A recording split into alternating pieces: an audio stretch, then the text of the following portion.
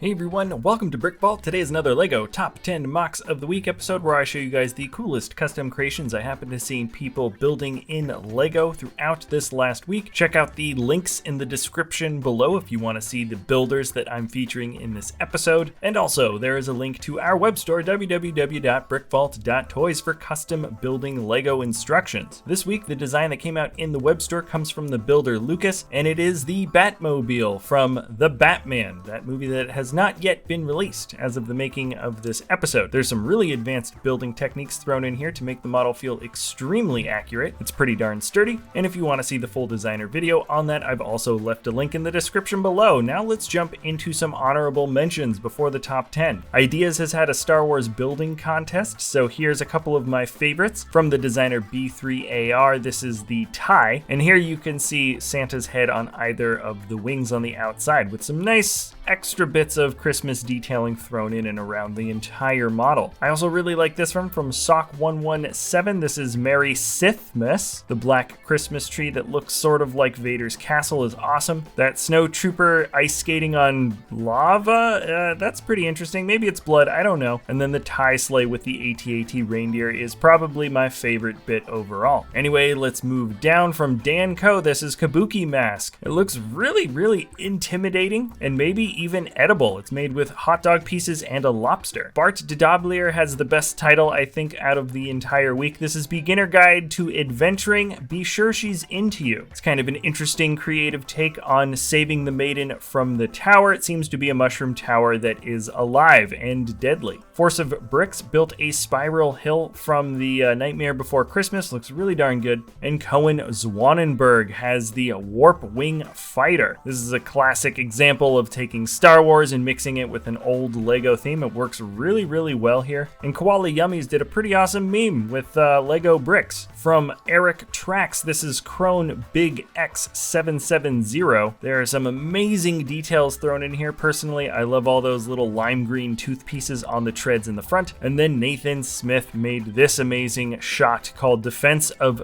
Thorin. As far as I can tell, this is all LEGO bricks with no digital animation here. Maybe some After Effects or some Photoshop, but it looks awesome. More Viper builds are coming out. This is from Alpha Bernini, and it is the Firefighting Viper. Bob DeQuatre built the Egret VV, or maybe it's Egret 20. Technically another Viper build. I really like those little spaces in the backs of the wings there that are about a half stud apart each. Ivan Martinoff's MX-75 Assault Gunship has some very interesting angular combinations. Dallin Powell did a fun recolor of the Ecto-1, making it the Mystery Machine from Scooby-Doo. And last of the honorable mentions is another Vic Viper from Nate F. This is Vic Viper Sweatsuit, and it definitely reminds me of the Ice Planet theme. Now let's jump into top 10. This is not in any order of best to worst. This model here is from Mr. Mox Productions, and the title is Google House Assistant Underground Boxing Ring 2064. The idea here is that the new Google House Assistant, basically a smart robot that helps you around the house, has been recently released, and it looks like folks have been reprogramming them to fight in illegal underground boxing rings. I love the perspective shot that we have of this build, and there's also a lot of life and animation given to these robots with the punch and the robot stepping back like it's getting hit. Really makes this whole mock feel like a true freeze frame that we have here, and there's an excellent amount of world building to be had. The next one coming up is from a builder, Jean. The title is A Peaceful Street in Paris, and it really doesn't need much more explanation than that. The building techniques and details that can be seen on the exterior of these buildings is amazing. I don't believe it's built in the modular scale, though it looks pretty darn close. And frankly, there's just a lot of really fun details to be seen on the inside, the interiors of each of these settings. My personal favorite building is the one on the end with the tan and maybe nougat or light orange. I'm not sure what color that is, but they look great next to each other. And then number 8 moving down is the opposite in terms of size. This is a micro build from Forlorn Empire titled Micro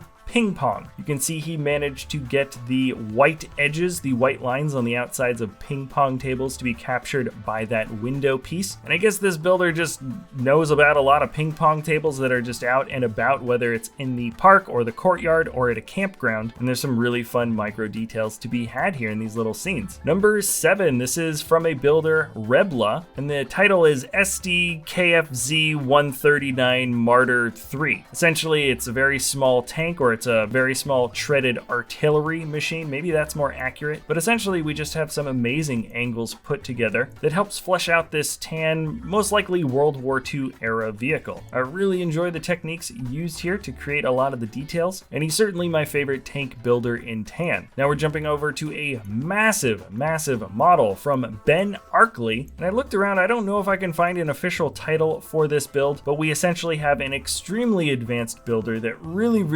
loves the elves theme and has helped expand it into a huge diorama. I like that he has everything labeled here in this photo. You can see the dragon sanctuary kind of in the center. There's that wonderful floating island that uses that great bit of physics, and a lot of these scenes are actually, I think, from official LEGO sets that he has managed to upgrade and really accentuate with some better techniques. It's a really cool diorama from both up close and far away. This guy should be really proud of what he managed to knock out here. And then in all digital from Lego Nuts, we have another amazing composition. This has a great balance of light and dark, and there's some bright colors, though the mood here definitely feels a little bit not gloomy, but certainly muted, especially against that bright light for the astronaut and balloon in the center. There's a lot of really fun, creative characters that you can see floating around this area. And in terms of digital composition, I don't know if anybody can hold a candle to Lego Nuts. You should really check this guy out if you have extra time. Number 4 is from Elemental Lego, and I just couldn't stop staring at this model today. The title is Rainbow Volcano, and this is a 3D topography mock. You may recognize some of that rainbowy kind of detailing, and according to the designer, it is based on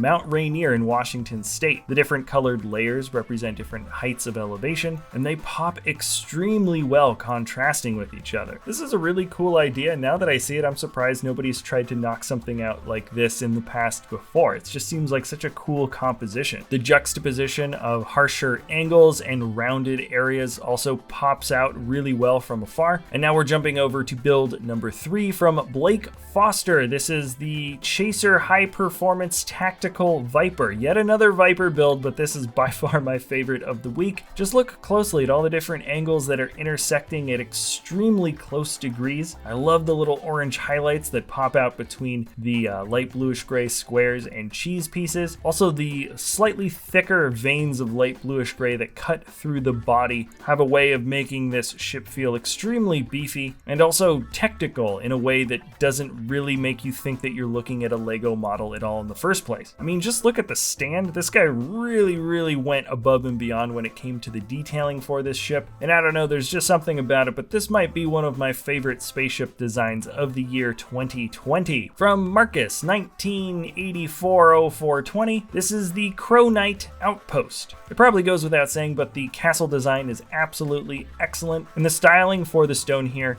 is a little bit different and unique compared to what I see most of the time. A lot of those layers are actually built with ingot pieces, both in light bluish gray and white. It's kind of funny that we have guard railing down below by the steps for the knights. I feel like that wouldn't have been a thing back in this time period, and I really enjoy the water detailing. The combination of trans light blue and trans clear mixed in and around each other just gives a little bit more of a flowy and open feeling to the water detailing. And alright, we're jumping on to the last build of the week from Dawid Shmandra. This is Lego Liber LTM 1250 5.1. I have no doubt in my mind that this is indeed an absolutely real vehicle in real life, though I haven't checked it out personally. What we have is just an amazing, smooth piece of technical detailing that usually you don't see at this scale unless it's made of Technic pieces, but it's got a complete system exterior here, and the smoothness and cleanliness of this model cannot be understated. Looking at its transforming function here, you can see that it's got a lot of posability, and it most likely can perform all of the same tasks that this vehicle in real life can actually do. I love the way the arms extend. At no point do you see an interconnection point that looks a little bit ugly or off-putting. everything here feels just so incredibly well fit. And though larger construction vehicles aren't really things that we focus on here in the studio ourselves, there is nothing stopping me from appreciating just how much amazing design work has gone into this model. Anyways, that is it for my personal top 10 of the week here. If you have any extra time, check out those links in the description below, because if you like anything that you saw from these designers, most likely you're going to really appreciate some of their other later Flickr posts. If you enjoy our content, you can always like or subscribe. Check out our web store if you have any extra time, if you want to build some amazing LEGO custom creations. Thank you so much for watching the video, and we'll see you next time at BrickVault.